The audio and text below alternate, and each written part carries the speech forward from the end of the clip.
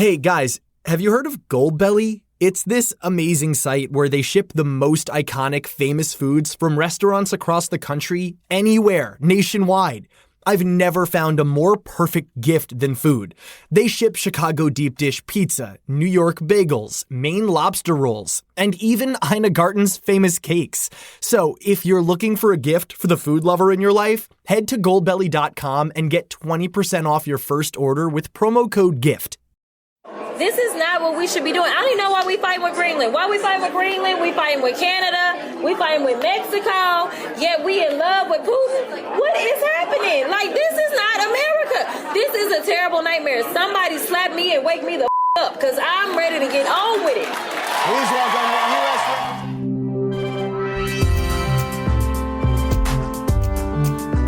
Welcome to Quiet Riot, the politics podcast where the incense is thick, the opinions are infallible, and the hosts are ready to pontificate.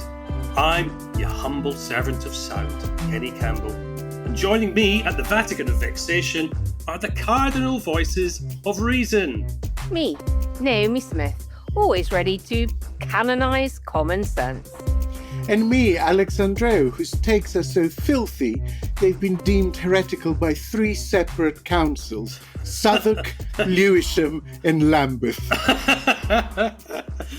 So grab your rosaries and join us in a prayer as we begin another Quiet Riot. Quiet Riot. Hello and welcome to Quiet Riot. I'm Alex. And I'm Naomi. Now, this week we take a look at the mess happening stateside, from the stock market to the dollar, from Hegseth to Musk. And we head on up to bonny Scotland, where an anti-far right conference is taking place to discuss the exclusion of reform from the event and how the voters are reacting. And instead of a guest this week, we're delighted that our very own Scot, Kenny Campbell, is joining us for a little three-way. Welcome, Kenny. I imagine large swathes of your homeland will be watching closely for signs of white smoke or black smoke. Steady, Alex, steady. You know not of what you speak. I mean, white smoke and black smoke are of huge significance in certain parts of Scotland. It's absolutely true. Black smoke in general means that some Aegis overfried your Mars bar and the chippies ablaze, which is a cardinal sin in Scotland, appropriately enough. White smoke probably means that some Aegis about to overfry your Mars bar because they're having a crafty vape in the kitchen. In all seriousness, I guess, if we have Catholic people listening, we acknowledge your loss. I know it's a big, big deal to Catholic people when the person they see as their sort of spiritual father passes, and it's an incredibly interesting political fight ahead for who will take over. Maybe we might chat about it maybe on Sunday school or a midnight mass, which seems more appropriate. Quiet Riot. The Trump administration is in trouble. We know this for several reasons. First, because the guy whose main pledge was to put rocket boosters on the economy is blaming the head of the Fed, whom he appointed, for the economy tanking. Second, because the guy whose main attribute was deal-making has made no deals. Not on tariffs, not on Gaza, not on Ukraine, not on Greenland, not on Panama, not on eggs, not on your Nelly. Third, because a setup that was all about not blinking is blinking so fast there is a breeze in the Oval Office. They're trying to approach everyone from Harvard to China to negotiate and being told, no thanks. And Trump is not going down alone. On Tuesday, Tesla reported a 20% drop in car sales for the first quarter, while profits fell more than 70%. The company's quarterly update explained that America's, quote, rapidly evolving trade policy, along with changing political sentiment, could have a meaningful impact, end quote, on their products. In completely unrelated news, Musk announced his time allocation to Doge would drop significantly. There's no problem, you understand, no problem at all. Trump has said he will keep Elon as long as I can keep him. And Musk has pledged to stay as long as the president would like me to. We have reached then the whatever portion of the pre-divorce separation.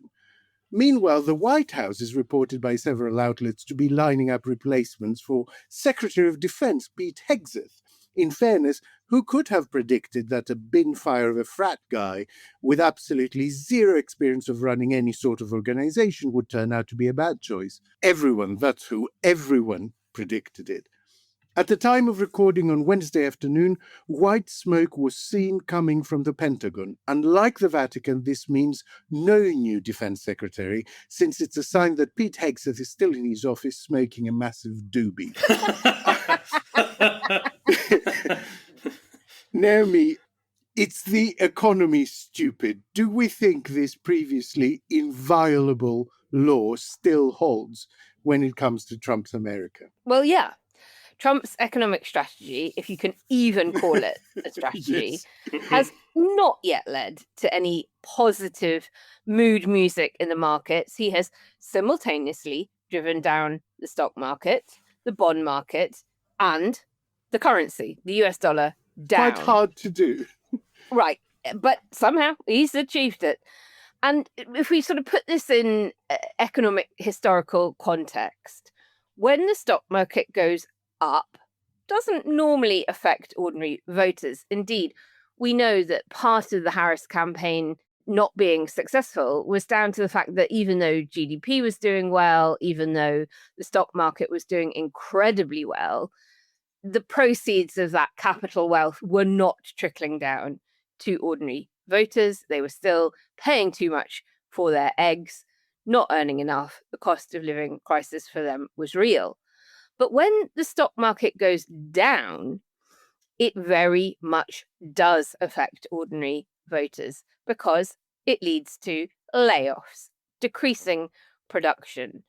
And the US dollar is at a 3-year low. Normally, that would lift the stock market. And when it doesn't, that is a major red flag because it is telling us there is systemic stress or, basically a loss of confidence in the US economy. So I'm afraid he really has managed to do the previously undoable, it seems. And I think this is going to hurt him. And there are no signs that any of that is turning around particularly quickly or is going to be thanked by voters at the ballot box. I mean, on Wednesday, as we record, indicators are kind of going in the right direction again, given the various signals of a U-turn that he's given. The top trending hashtag on Chinese social media on Wednesday, I am informed, is Trump chickened out. As we discussed, I think, in a previous episode, the problem is that when things collapse in the way that they have in the last few weeks, when they go back up, they only recover a bit of the loss.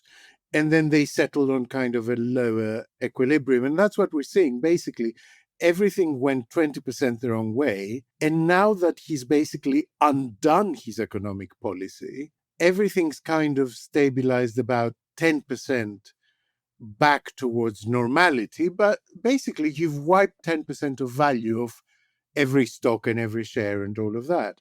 Do you think it's a fair assessment that he has chickened out? He's making noises today that, we want to talk to the Chinese government, and this level of tariffs is unsustainable, said his trade secretary. Well, there's no doubt about it that he's chickened out. It was always going to happen, wasn't it? He picked a fight with the wrong people. He picked a fight with the whole damn world, after all. In many ways, the biggest damage that he's doing, though, is destroying confidence everywhere. Business is literally a confidence game at this level. And there's only so much chaos can be priced in to markets.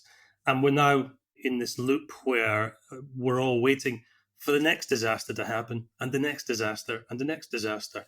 And his behavior has been completely normalized. And of course, he's shown his hand, and China knew that he would do this. It's not as if they've not been preparing for this eventuality for some time. He has chickened out, but it's not the first time. He'd already backtracked on the tariffs with a 90-day pause. And this is a guy that likes playing golf. He doesn't really like doing the job of president, and his cabinet is so stuffed with billionaires, and he has hit them. They have been hit, incredibly badly in the last few months. Their own wealth is declining, and they will have put huge pressure on him. But it's not just them. The Republicans in the House that have got midterms looming will see how well AOC and others are doing in the red states right now. Their message is cutting through to those voters. And so behind the scenes, even if they're keeping Stum publicly, without question, those Republicans will also be telling him, hey, I've got midterms coming up and this is not helping. This is damaging our vote. And then there's just the distraction of the news cycle that points to him chickening out. They're going after Harvard. They're ramping up the rhetoric around deportations. And when the right are under pressure, they hit the culture war panic button. He knows that the tariff stuff is hurting him. So okay, well, we'll stop talking about that and, how much we're onshoring manufacturing here in the US and we're going to create loads of jobs by doing all of this. That's not working. We'll pivot to talking about the other thing. Press the pain point on immigration. Press the pain point on Harvard and free speech and all of that. C. Badenoch today in the PMQs went straight for the culture war stuff around gender because she too is in that same place. Her messages aren't cutting through on anything else. So let's reach for the one lever we can always rely on, far right populist rhetoric. Yeah, can you rely on it though? I mean, can you rely on it against the economy doing really badly? I guess is what I'm saying. Can anything save you if people are going to the supermarket and their food bill is higher than it was and their salary is lower than it was? No, it's just the last lever. It's stemming the loss rather than turning them around, I would argue. And the other problem that he has, of course, is that voters on both sides of the Atlantic have long memories if you hurt them in the pocket. They're prepared to forgive a lot of things for politicians that they support. But one thing that they consistently do have good memories about is being made to feel poorer. And he's saving up some huge problems for the midterms, without a doubt, on that front. We did an Ask Us Anything for coffee supporters yesterday, and someone asked us whether Trump will sack Jerome Powell, the head of the Fed. And we were in two minds as to whether he could. And I thought also he probably wouldn't, because then that leaves him with nobody to blame. And today, Wednesday, he's come out and said he won't sack him. Our Ko-Fi backers are such brilliant, funny, clever people. And the session was such a perfect mixture of the ridiculous and the sublime. And if you're not one and you want to get involved and join the next one, the next Ask Us Anything session, please do, because you will be in such great company. And so we're the ridiculous, you're the sublime, by the way. But I did look into it, and legally he can't sack Jerome Powell without cause. So the Federal Reserve Act stipulates that a Fed chair can only be dismissed for cause, which typically refers to misconduct in office or incapacity, not policy disagreement. Obviously, Trump has said that Powell's termination cannot come fast enough, but then clarified he had no intention of firing him. And this pattern of criticism, followed by retraction, of course, raises concerns about political interference in the Fed's operations. But I think if we look ahead, probably what will happen is that he just won't reappoint Powell when the term ends, which is in about a year, about May 2026. I think that comes up. Trump's advisors have proposed appointing a shadow Fed chair in the meantime, a successor confirmed by the Senate before Powell's term concludes, to influence future monetary policy. So, no, I don't think he can dismiss him without cause. He can choose, though, not to reappoint him. And I think he'll attempt to influence the direction through an early nomination of a successor. He has dismissed the head of the Board of Unions, which, again, it was considered to be an independent position, much like the Fed, and that he was meant to not be able to do that. But that case is actually making its way through the courts now and will get all the way to the Supreme Court. there's an important point to be made from a political perspective in that as long as Powell remains in position, Trump has a really easy target to point the finger of blame at, which he's been doing. If you take Powell out of the equation, that particular get out of jail card is no longer his to play, certainly not for a month or two anyway. That was my view as well, that he kind of wants to trash him all the time, but he's quite useful to have a person to trash, because really he has surrounded himself with such loyalists and such yes people that it's very difficult to point the finger to anyone else as to why the economy is not in the way he promised it would be doing by now, and why everything is basically nosediving. Well, look, Powell could cut interest rates, but that will be inflationary, and that won't help Trump either. So if Powell wants to kind of call his bluff, he can do that. I mean, he could also call his bluff by stepping down. That would be, in many ways, a really funny thing to do. To say, fine, appoint your last person of choice, mate, and see how it does. I think the markets would react quite violently to that, by the way. And they certainly reacted violently to the notion that he was considering getting rid of Powell, and then climbed today on the news that he said he wouldn't. You know, markets looking at what they see as complete incompetence of economic and trade policy from the White House really see Powell as the last sort of check and balance on this government. And losing him, I think, would have quite catastrophic consequences. And there is something very beautiful in these market fundamentalists being skewered by the very markets themselves, whether that's Liz Truss and Kwasi Kwarteng, who still believes that, you know, the markets were to blame, but who faked very, very, you know, libertarian economics all the time and consistently. And now it's happening in the US as well. And I think there is something quite beautiful in all of that. On Elon Musk, is it just my impression that Elon Musk is now desperate to find some sort of golden bridge via which to retreat at great speed from this skip fire, but doesn't know how to do it without looking like a giant joke? Without looking like a giant joke. Yeah. Good luck, Elon. I mean, he also strikes me as somebody that has a real attention deficit, and he's bored of it now. Oh, great, fun. I'll go and slash $1 trillion in efficiency savings in Doge and be the king of that. And I've identified those now. I've run my little algorithm through departmental spending. I found that I'm bored now, want to go and do something else. I think there's an element of that. And of course, there is the huge element of the Tesla stock price, because he has shat all over the brand. His core customer base were eco-conscious, wealthy people on the East Coast and West Coast, the very types of people recoiling from everything this administration has subsequently done. And now people are not wanting to buy his product anymore. They're trying to ditch the product that they have bought from him previously. And I think there is also something in something you've highlighted, Alex, which I hadn't been completely aware of, that he was appointed as a special government employee to avoid security vetting. But those appointments are limited to 130 days. That takes us to the 30th of May. I do think that's the date we're looking at. Yeah.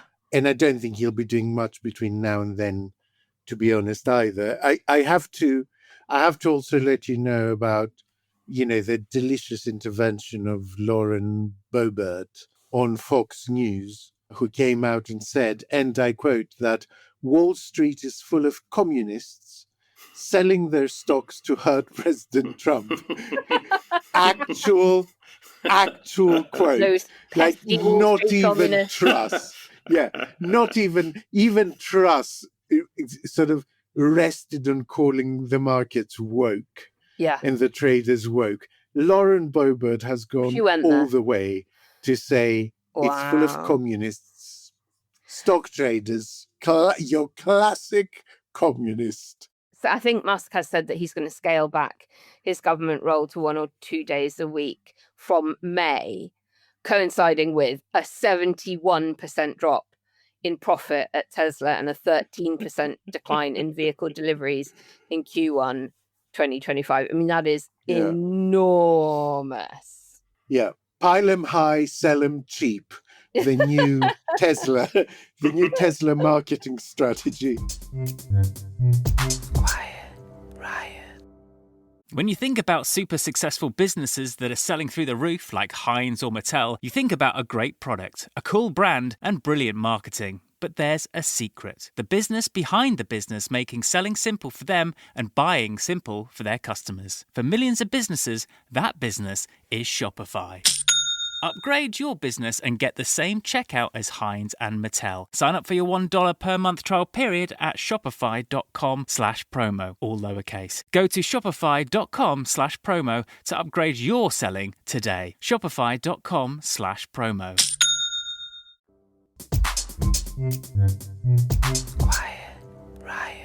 There's one thing that at the back of my mind, I'm wondering what happens when Musk steps back. He's now had a good few weeks inside the machine. He spent, $250 million helping Trump get elected. He's got an awful lot of knowledge that he didn't have this time last year. I wonder if he's going to go away and focus hard on his businesses, or whether he's going to get braver and take on Trump more and more, particularly as his businesses start to suffer because of the tariffs and Trump's other chaos. And I'm kind of keeping my fingers crossed, of course, that he does, because I think we've been denied the fight that I was expecting. I really thought that Trump and Musk would have a huge blow-up that was going to be a proper popcorn moment, and it hasn't really happened. I think they will at some point, I do think that moment is going to come. His Doge people are now basically embedded with various departments and at the highest level. The access to the data that he wanted, he's got. He can influence things more indirectly without being so visible, and maybe start pumping money in primaries of people that he prefers rather than Trump and things like that. But I think it will come to a head at some point. Now, shall we move on to Pete Hegseth? Oh, please. So the latest is twofold, okay? The first thing is that it turns out Pete Hegseth didn't just send this top secret information about the Houthi strikes to that Signal group unsecured app that included by mistake an actual journalist, but he also sent them from an unsecured personal phone to his wife, his brother, and his attorney. I mean, why he WhatsApped this stuff to his attorney, I've no idea. But anyway, so that's been one mini scandalette. And his defense seems to be that the fault lies not with his sharing of sensitive information everywhere, basically from groups, including journalists, added by mistake to his wife and brother to the local Facebook Lost Cats group, but with the people who leaked it. It's like, you leaked it. You were the leak. They shared it. You're the leak. Let's have a little listen to a very funny edit of him from The Daily Show. Those very same people keep leaking. There were a series of serious leaks, and so we looked for leakers. The leakers know who they are. When we had leaks, leak investigation, leaking, leak, leaking, leaker, leaking, leaks, leaking, leakers. Leaking is not okay. I don't have time for leakers. Once a leaker, always a leaker. Once a leaker, always a leaker. What do you make of the "I only told a few people" defense, Kenny? What do you think? I mean, I'd love to have access to his drug dealer's allegedly phone. I mean, that's going to be a sight to behold, isn't it? Could you send me around free wraps? And by the way, if you've got any hoodies. Yeah. I only told a few people defense is just glorious, because how do you punch back at it? But they're all at it. Caroline Leavitt, the White House press secretary, she's got her own take on it, and she said that the Pentagon employees who leaked sensitive information against Hegseth might be prosecuted. So Hegseth, absolutely fine for releasing and leaking war plans to everybody else, but if you tell somebody, you're in trouble. I mean, the whole thing is Alice in Wonderland, isn't it? Completely. And then there's a second strand to this story, and I think this is the one really tickling the hill. So there was a suspension of two senior Pentagon officials, Dan Caldwell and Darren Selnick, because one of them had reportedly leaked a top-secret Pentagon March briefing for Musk on China ahead of a Musk visit to China. And this was cancelled, according to Axios, by Trump himself with the words, and I quote, "What the fuck is he doing there?" It's just priceless, isn't it? I've got my own leak story to share with you all. Oh, go on. This goes back quite a long time, and I'm not going to go into the detail because I don't want to get anyone into trouble. But there was a time years ago, and we are nearly going back a decade, where a civil servant who was very anti-Brexit leaked something to me. And I was only going to use it for the purposes of internal planning so that I knew what the government of the day were going to be up to on each day, and we could be pre-prepared with our defense lines or attack lines, whichever way it was going to go.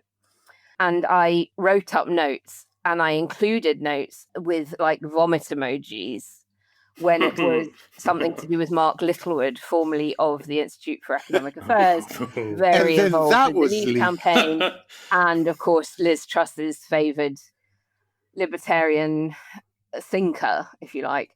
And he was up something, and I put like vomit emoji next to it.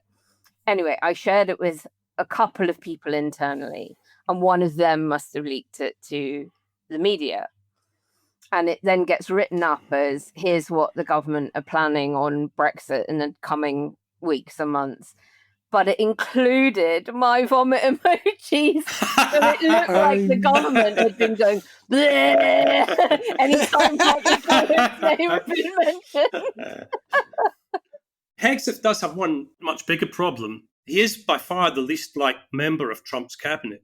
I saw CNN figures on net favourability ratings, and Trump's running about -5 points at the moment, which ain't good.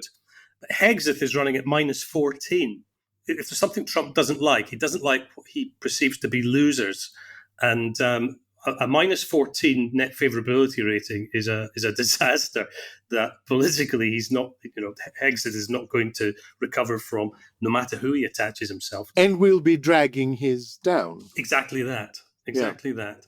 I don't want to forget Health Secretary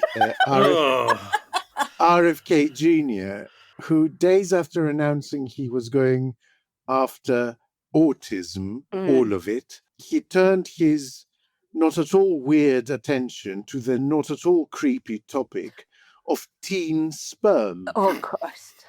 Let's have a listen. A teenager today, an American teenager, has less testosterone than a 68-year-old man. Sperm counts are down 50%. Wait, so an American teenager has less testosterone than a 60-year-old man? That's right, because the testosterone levels have dropped 50% from historic levels. And, and that is a problem, and it's an existential problem. Why are these old dudes just so obsessed with young people's sexual organs and reproductive performance? I mean, other than the obvious reasons, which I don't particularly want to impugn. But what is going on here? Like, what brought this on? And how does it tie to food dyes?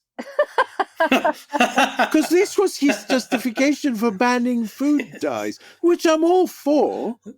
Well, look, it's less coherent public health agenda and more chaotic grab bag of personal fixation dressed up as policy. And it's part of this much larger pattern we see from certain male political figures who latch onto these deeply emotional, often pseudoscientific narratives around youth, health, purity, and then amplify them under the guise of, quote, concern. Why? Well, control of bodies gets equated to control of society. Regulating and moralizing about sex and reproduction, it is kind of one of the oldest political tools around. I mean, go back to biblical times. And when you frame youth sexuality as a crisis, you can then begin to justify paternalistic, regressive policy. And also, I think moral panic as a political device is becoming more and more commonplace, particularly in the USA. And instead of addressing complex structural issues like actual cases of public health decline, They just panic over this symbolic issue. And it's the same strategy we've seen for decades behind anti-LGBTQ plus rhetoric and purity culture. And also, I think, you've got things like cultural nostalgia. These guys, they often long for an imagined past where youth were innocent and sex was taboo. Of course, bullshit. And let's be honest, we're a past when they used to come a lot. Yeah. I mean, I don't want to think about it. I don't want to be crude, but it's impossible to avoid on this occasion. And also, there's something really specific, like he's saying, the average teenager's sperm count and testosterone levels are lower than a 68-year-old man's. And that struck me as really peculiar. So I started digging and found out that his claim is based on research that the same kook, the same quack that he's appointed in charge of the report on autism, did some research on testosterone levels in 2022 and made some findings that have obviously been completely debunked by the scientific community. But guess who was 68 in 2022? RFK Jr. So I kid you not, I am 99% certain the conversation went something like, sperm count is going down, which we know it is, but it's for a very large variety of reasons and nowhere near 50%. But then basically he said, by the way, your sperm count is amazing, RFK Jr., and you should probably do topless exercise videos and kill bears. But honestly, I do think that the comparison to a 68-year-old man is very, very specific. Specific, isn't it? Right? To be completely random. Does all this basically culminate into a sort of, I mean, I don't even say it out loud, a sort of crisis of confidence for Trump? On Monday, he quite literally endorsed two people in the same race. He truthed. I like Karen Taylor Robson of Arizona a lot, and when she asked me to endorse her with nobody else running, I endorsed her and was happy to do so. When Andy Biggs decided to run for governor quite unexpectedly, I had a problem. Two fantastic candidates, two terrific people, two wonderful champions, and it is therefore my great honor to give my complete and total endorsement to both. Total? No, half. You're giving half of your endorsement to each one. It's a two-horse race, and he's endorsed both candidates equally. Do you think this is how he bankrupted his casinos? That for one day only, I'm totally endorsing black and red. Wherever the ball lands, I'm endorsing that. I think there is a crisis of confidence. I think he thought second time round would be dead easy because he knew all the tricks. He knew to only appoint yes people, wouldn't get undone by pesky rebels, total control of people. And it has backfired spectacularly because the very yes people he's put in place are proving to be shit at their jobs. And he wasn't expecting that. And now he doesn't quite know what to do. It's interesting psychologically, isn't it, Naomi? Because it does indicate that he genuinely thought his plans were terrific and he was stopped from fully implementing them. And if he could remove those barriers, then second time round, he would be hailed as the Messiah. And I wonder what's going on in that feverish little brain of his now, that he sees everything falling apart and has to eat humble pie on Harvard, on China, on tariffs, on everything.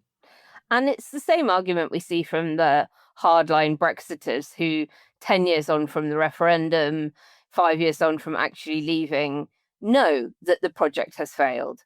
We are not more free. We are not more healthy. We are not better off. We are not signing amazing trade deals around the world that are boosting GDP by 2, 3, 4, 5%. No one's thanked them. Businesses aren't flourishing.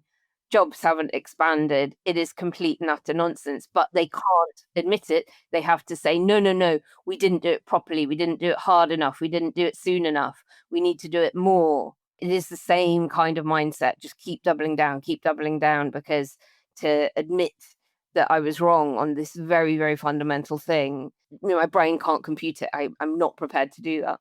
In retrospect, were we overly harsh on the Democrat strategy to just give him 3 months to do his thing unopposed, as it were, to not put massive legislative obstacles in his way so that he could claim that all this would be going great, but they're stopping me?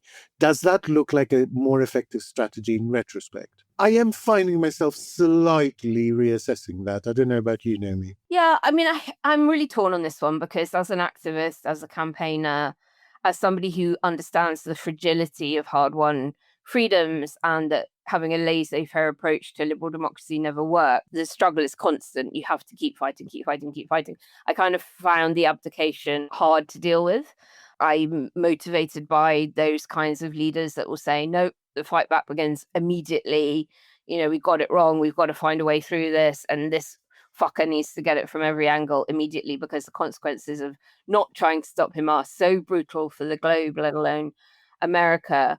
But it is hard to argue with the fact that giving him enough rope to hang himself at the moment does seem to be working, as awful as the consequences are for the rest of us. Maybe there was a better balance to be found between not putting huge obstacles legally, constitutionally, stratagems in his way, but also not becoming invisible, like continuing to narrate the disaster that was going on. So God bless Bernie Sanders and AOC, absolutely. God. Yeah. And Pete Buttigieg actually is another one who hasn't gone away, has not made himself small. Quiet riot. Final thing I wanted to raise, because we have Canada, already early voting is going on and apparently there are record turnouts being reported. That will culminate on the 28th. And then Australia next week on the 3rd of May. Yep.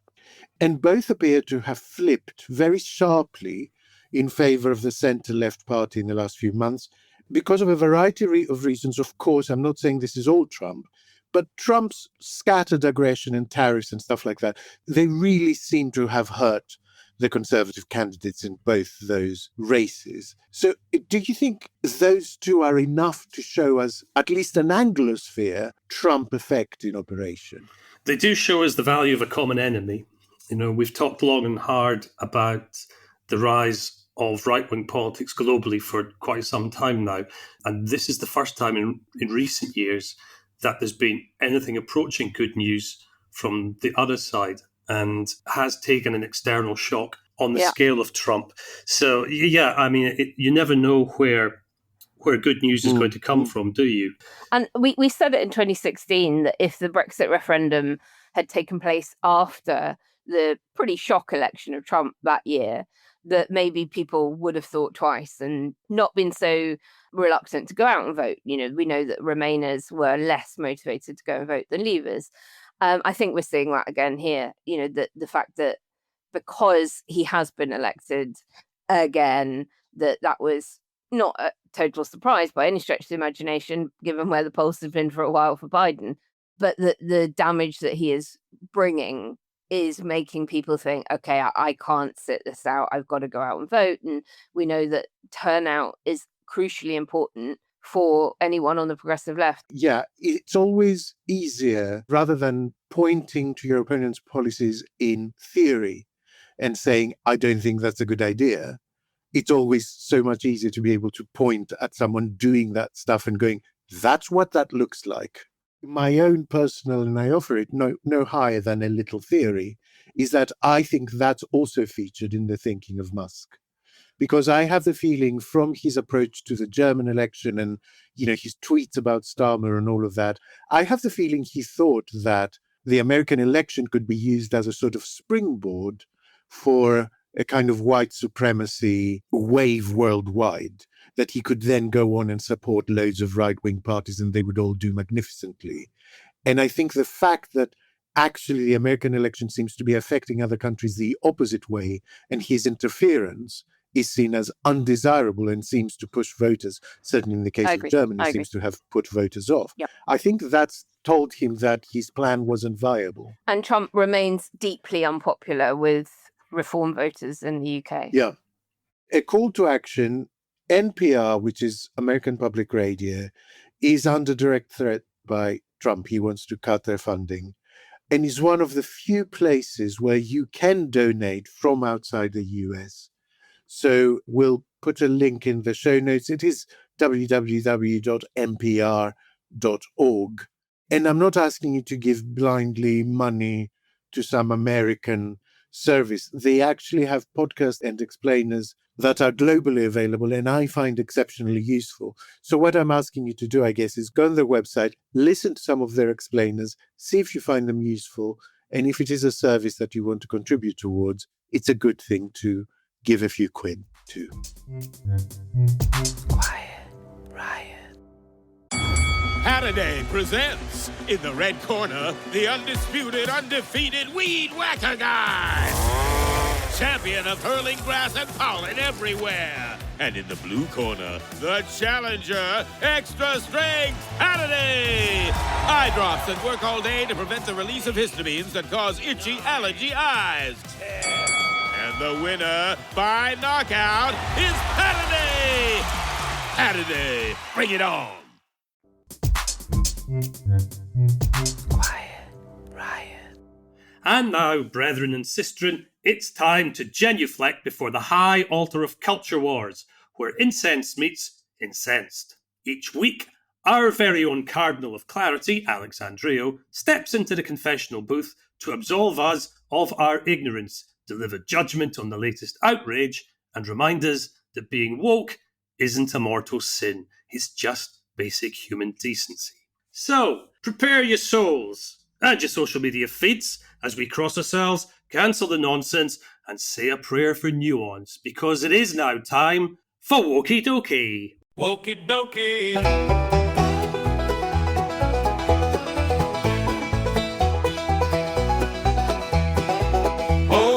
Take it away, Alex. May your hot takes be as blessed as your hot cross buns over the weekend, and your Twitter mentions be merciful.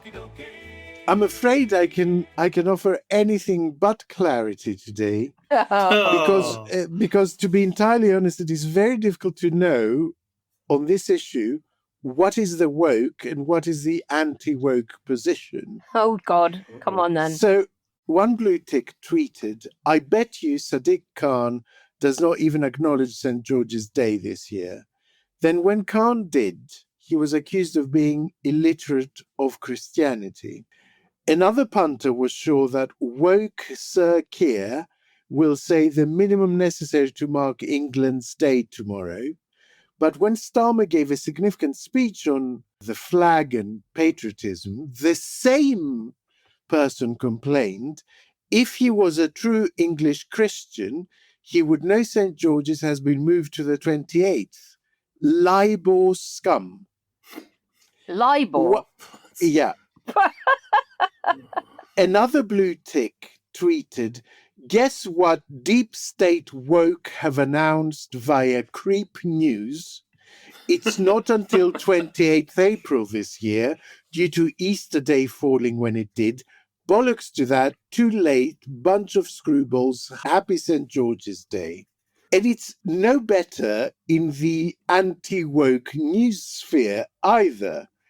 Church of England moves, in capitals, St. George's Day in bid to maintain centuries-old tradition, says GB News. St. George's Day moved to new date in huge blow to tradition, says the Express. The Daily Mail, on the other hand, has gone with a headline, "Happy St. George's Day. Oh, wait. Church of England reveals annual celebration has moved this year, save from breaking age-old tradition," which means nothing. I think they just got the title wrong. I don't know whether that's for or against. No idea. And this isn't the first time there's been this confusion, right? The same thing happened in 2019 when Corbyn was accused of not doing enough and getting the date wrong, as did Theresa May. And it doesn't help that Common Worship, which is the church's volumes of guidance for services, notes that when St. George's Day or St. Mark's Day falls between Palm Sunday and the second Sunday of Easter, inclusive, it is transferred to the Monday after the second Sunday of Easter. Why? Basically, you can't have any other saint's feast during Easter week. And last week is Passion Week or Holy Week. This week is Easter week. And so they all become, if they fall in that week, they all become movable feasts, quite literally.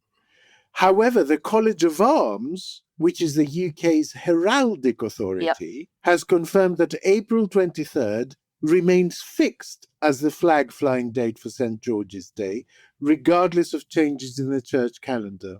So what's woke and what's not woke? I don't know. I don't know. So I guess celebrating St. George's Day this week rather than next week is woke, because you're not doing as the Church of England says. Right. And celebrating it next week instead of this week is also woke. So the only safe thing, I guess, seems to be to wish everyone a happy Englandness Day month. Thank you, Alex. And listeners, if you can email him to help us clarify this issue, we'd be extremely grateful. Our email address is quietriotpod@gmail.com. Quiet Riot. Now, let's turn our attention to the mighty city of Glasgow, where the great... Sorry. Don't be sorry, be afraid. So in Glasgow, the great and occasionally good of the Scottish establishment have been invited to break Tunnock's tea cakes with First Minister John Swinney, who's been hosting an anti-far-right forum today, Wednesday, to agree what he describes as a common approach to Scottish values and presumably kick those uppity Reform Party types hard in the sporran. Swinney welcomed political leaders, trade unions, churches, charities. I mean, he's invited something like 50 organisations in total to this shebang. Everyone except the Reform Party, as a big boo McHoo from the Reform Party north of the border. Now, Swinney, to be fair, has been quite outspoken in his disgust at reform in recent months. He's described them as being Russian apologists who dabble in the politics of fear and despair, with an approach based on a fundamentally racist view of the world. Fair enough, you might say. Sign me up to Swinney's approach, because I want nothing to do with reform either. But is he making a rod for his own well-meaning back? And is this a sign that the centre-left want to take control, or is it a sign that they've actually lost control completely now? Well, in many ways, I think it's quite a strong and timely move, because as the far right creeps into more respectable, quote unquote, corners of political discourse across Europe, not just here, for Swinney to say not here and not in our name matters, right? And his framing and bringing together unions and faith groups and charity leaders and mainstream parties to define a shared set of Scottish values is deliberately designed to say this isn't just a government position, it's a societal one. And reform, with all of its flirtations with conspiracy, ethno-nationalism, great replacement dog whistling, is not Scottish, it is not invited, we don't like it. But in politics, exclusion can be a double-edged sword. And it keeps moral lines clear, yes, but it can feed that martyr complex that Reform and Farage in particular thrive on. They're already on the, we're being silenced by the elites kind of circuit, and not being invited helps prove their point in their own echo chambers with their own supporter base. And pushing their position underground is where it can fester, rather than confronting it publicly, where it can be rebutted and dismantled. And I think it also sets a precedent where the definition of unacceptable becomes quite a partisan tool rather than a moral line. And it's that classic democratic tension. Do you give fascism adjacent people a platform? But you have to be able to show your workings when defining what democracy actually means, because otherwise you risk handing the far right this new PR weapon.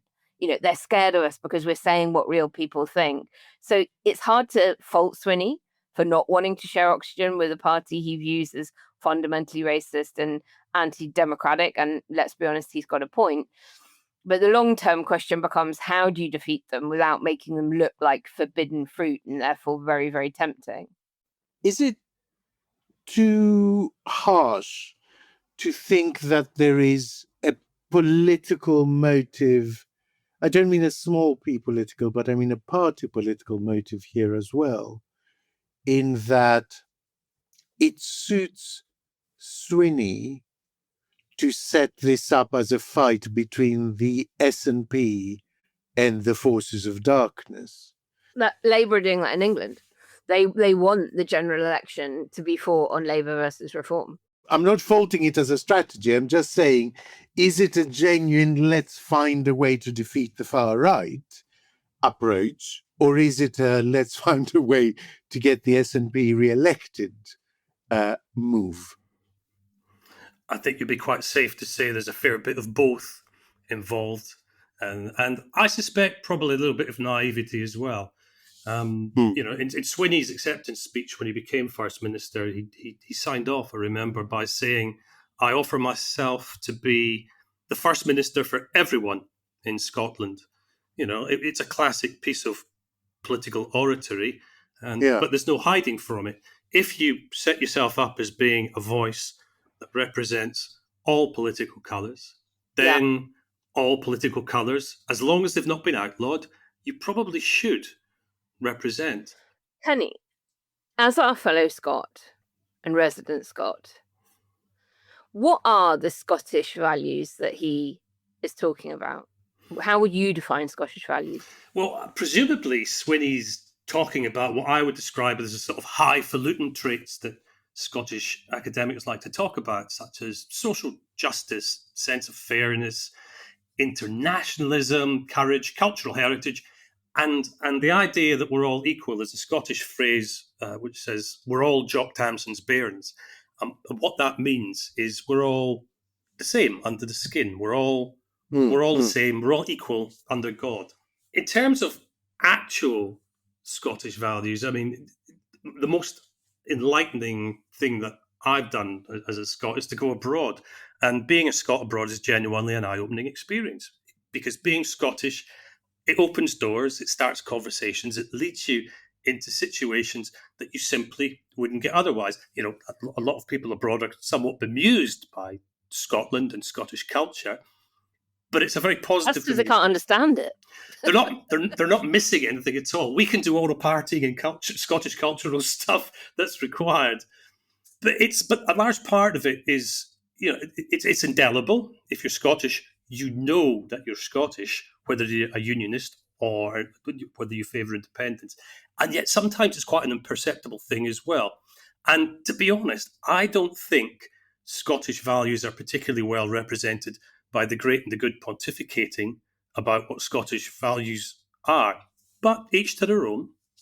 Because they're not carved in granite, right? They're dynamic and they're often contested and strategically deployed. And I think when politicians like Swinney invoke them, they're not just trying to describe a culture, they're curating one. That's right. And the phrase becomes a kind of shorthand for who we are, not as much as who we are. And when he convenes an anti-far right summit to assert a common approach to Scottish values, it's both an act of unity and one of boundary setting. It says, these are our shared truths, and if you reject them, you're placing yourself outside the civic tent. That's right. And I mean, to be fair, the trap was sprung for the Conservatives. The Conservatives were invited to the forum, but said, you know what, you're all right. And they told Swinney to get back to doing the day job and stop spending public money on what was essentially a talking shop. I have the feeling that that was actually the right response. Yes. Because it was a trap for them. It was basically to set up Reform UK as the party for which you should vote if you want to annoy the SNP. Yeah. And that is, traditionally has been a strong position for the Tories. And there has, of course, been increasing rumours of this regressive alliance at the next election. We've had Badenoch and now Jenrick saying, we probably should, not fight each other, Reform and Conservative, in seats. We should do what Labour and the Lib Dems did at the last election and share our target seat list with each other and not run anything other than a paper candidate in a seat where the other party is much more likely to win. It remains to be seen whether Reform would even consider countenancing that at the moment. Quiet riot. We off? 30 seconds of carefree bliss. Oof, like wind in your hair carefree. Oh, like using Clorox disinfecting all-purpose cleaner in the home carefree. Yes!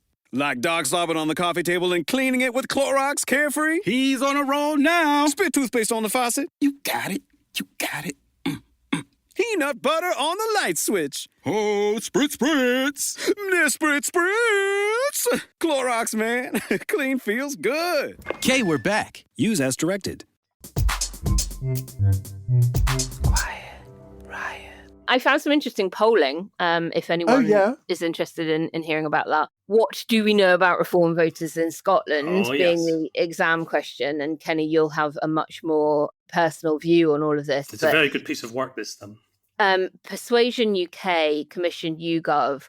I had it under embargo as we record it, but it will be out tomorrow by the time this podcast goes out, so I don't believe I'm breaking any embargo. They've been looking at where the Labour vote from 2024 is going to. And they break it down by, how many they're losing off to the Lib Dems and the Greens and to Reform and the Tories, etc. And when you look at it for Scotland, I was quite surprised to find that they are Labour 2024 voters are going in larger numbers to Reform than they are in other parts of the country. In other parts of the country, it looks like about 7 to 9% of the Labour 2024 vote is going directly over to Reform UK. But in Scotland, it's about 12%. And I found that really interesting. Just remember, Labour have lost about half of their vote share in a year. If you wind back a year, they were polling north of 45% in some polls. And they're now, lucky if they're sort of hitting the mid-20s at the moment. Is that a fair way to assess it? Because you then have an election, and I think... No, exactly. No. The election kind of showed that was a huge overestimate, exactly. basically. And there so was you have to go to the election rather than... And there was a late swing against them because of the baked-in majority they were going to get, so people felt they didn't have to vote tactically and stuck with their real choice, etc. at the last minute. But they're certainly down on the 34% they got at the election. They're still, lucky to be 8 points shy of that at the moment. But in this poll, they're losing about 5% more to Reform in Scotland than elsewhere in the country. And it's because of this. Labour's coalition in Scotland is just different to the rest of the UK because Scottish politics is very different. But their voters are older. So they're more in line with the Reform curious demographic. And younger, more educated voters tend to go SNP in Scotland rather than, in other directions. But they go Labour, Lib Dem and Green in the rest of the UK. And also, Labour's UK general election coalition has a big chunk of Tories who vote tactically to stop the SNP, but would be normally more right of centre and therefore prone to being Reform curious in the polls that are being done at the moment. So I thought that was quite interesting. But Kenny, you don't live in Scotland at the moment, but I know that you still got a home there and a lot of family there. Do you feel that the Reform narrative is gaining cut through in a way that it is that we're seeing it doing so in England and Wales? Yeah, without a doubt. Obviously the clumping is slightly different, but the narrative is there. I mean, Reform took 7% of the votes at the last general election, from a standing start. That's pretty damn significant. There was some very good work done last month by a body called the Scottish Election Study, and they're a very hard, heavy-hitting bunch of academics. And they set out to actually try to cast some light on what's happening with Reform, specifically in Scotland, because Reform support in Scotland has not been especially well understood. And it's bemused quite a lot of people because Reform is a very English party in many ways. Nigel Farage himself is a very English type of character, and he doesn't play very well in Scotland at all. and yet reform have been on the up. Now, the figures that the Scottish election study came up with, they put reform in a very comfortable third place, with more than 17% of the support of the people that they questioned. Now, the SNP were still well ahead with about 32%, Labour were about 20%, Reform 17%, snapping at the heels of Labour, and the Tories are back and forth on 12%. So there's no way that we cannot say that Reform present a credible threat, and the chances of shocks, whether it's one big electoral shock or a little smattering of smaller surprises, but surprises nevertheless, is very much a real threat. They did some proper deep diving into the data, and their figures initially suggested that those who switched to Reform are, surprise, surprise, broadly anti-independence for Scotland and pro-Brexit, exactly what you'd think. But when they drilled under the surface, they found that the people switching to Reform have become more hardcore about anti-independence and more hardcore on being pro-Brexit since the votes actually took place. So what you're dealing with is voters who started out hardcore and are getting more hardcore despite all the evidence to the contrary. And one last point, you mentioned how the SNP attract a young audience, Naomi, in Scotland. And that's true. It's not as young an audience as the Greens. The Greens have an incredibly young profile. 61% of their support is in the sort of 25 to 49-year-old category. But Reform, we've traditionally looked at as being a party that skews towards the older end of the age scale. And if you look at, if you ignore the 16 to 24-year-old age group, where there is not a huge amount of support for any party, amongst the three other cohorts that were studied, so that's ages 25 to 49, 50 to 64, and 65 plus, support for Reform was at 32, 31, and 30% in each of these cohorts, essentially identical across all the age profiles. So it's not that we're looking at a ticking time bomb from a demographic perspective. There is broad-based support right across the age spectrum. It does skew quite heavily male. There's 63% of those who support Reform are male. Intriguingly, that's almost exactly the opposite of the Conservatives in Scotland, where 61% of the people who support Conservatives are female. It's almost exactly the opposite.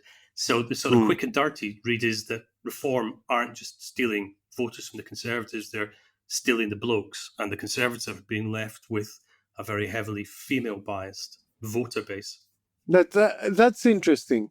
I mean, if you asked me as a foreigner to say, not what are Scottish values, but what my perception is of where Scottish values, I guess, differ significantly from what I would say is the average British gauge on various issues, the two things I would pick out is that I would say that Scottish political parties, including even the Conservatives, are less hostile to the EU than their English counterparts, and that Scottish political parties are more, for demographic reasons, friendlier to immigration than their English counterparts, even Conservatives in Scotland compared to Conservatives in England, right?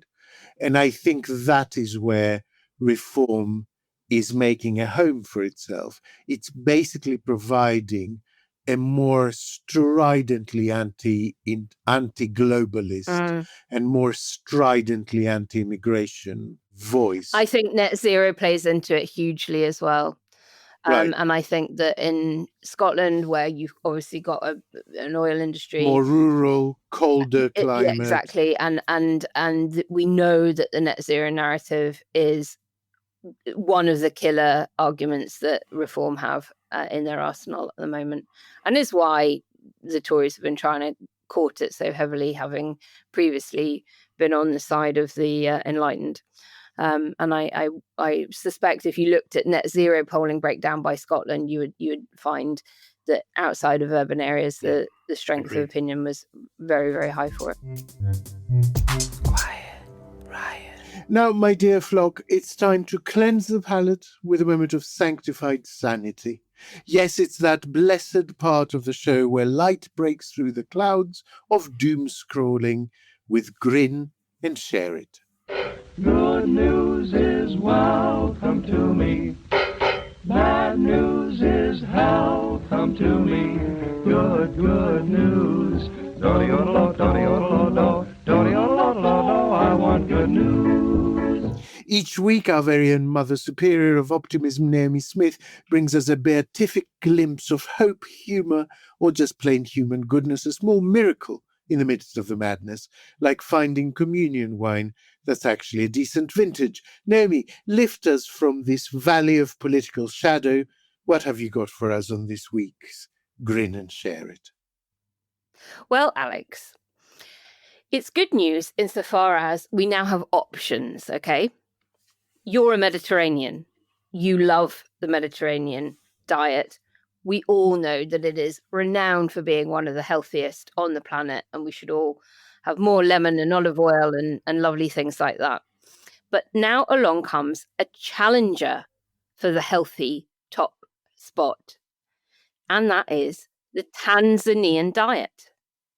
It's been falling out of favor, but it has been hailed for its anti-inflammatory effects, leading experts to call for African heritage diets to be better documented. And this is because of a randomized trial that showed the switch from a Western to Tanzanian heritage diet, rich in plantain, cassava, fermented banana drinks, promoted an anti-inflammatory state. And by contrast, when they took people on the trial and switched them from the heritage diet to a more processed Western diet, it promoted inflammation in the body. And of course, chronic inflammation is a key driver of many non-communicable disease like cancer, arthritis, Alzheimer's, etc. And those behind the study, which has been published in Nature Medicine journal, warned that because of African heritage diets being replaced by Western style dietary patterns because of urbanization, economic development, etc., increased access to processed foods is changing social norms and making people there unhealthier. But now, because of this research, communities are beginning to go back to their cultural dietary roots to get healthier. Yeah, well, I'm not sure that's good news for the Mediterranean diet, to be honest. Sounds like a little rubbish to me. Well, it's 2 pepperoni pizzas, a bottle of Valpolicella, and a hefty pension for me. Yes, that's the Scottish diet. Exactly. Nothing wrong with that at all. And with that, we're going to bring things to a close because I apparently am off to have a battered deep-fried plantain. Right. Plantain is what you get when you cross a potato with a banana and lots of disappointments. Bloody awful stuff. Thank you all very much for tuning in. And don't forget to sign up back to support us on Ko-fi. That's ko-fi.com/QuietRightPod for less than the price of a couple of cans of Iron Brew, of course. Backers will get the chance to be involved in our next editorial meeting on the evening of the 22nd of May, our 1-year anniversary, because we're going to co-create our show with you, our lovely Quiet Rioters, not just for our Quiet Rioters. So do get involved and join us if you can. And what a terrific bunch they are. We had the most enjoyable lunchtime Zoom with everyone yesterday in our Ask Us Anything session. And if you want to be involved in the next one of those, as well as the quarterly editorial meetings, then come and find us on Ko-fi. We'll be back on Sunday, so until then, may your discourse remain doctrinal, your hot takes ecumenical, and your timelines forever free from schism. We love you lots. Bye. Bye. Quiet Riot is an audio production by Cooler Heads with Naomi Smith and Alex Andreou. Produced by Kenny Campbell. Music by Mariana Sangeeta. Artwork by Simona Canelu. And edited by me, Alex Reese. Quiet Riot is a co-production with Sandstone Global. Quiet Riot. He's publicly criticised Powell. He's expressing frustration over the interest rate policy. And is that Wrigley? Sorry? Do I hear Wrigley? He's due back any moment, but I don't think he's back yet. Oh, right. I thought I heard I thought I heard a little pooch panting. Sorry. No, that was Kenny. Yeah. Rub my belly. Rub my belly.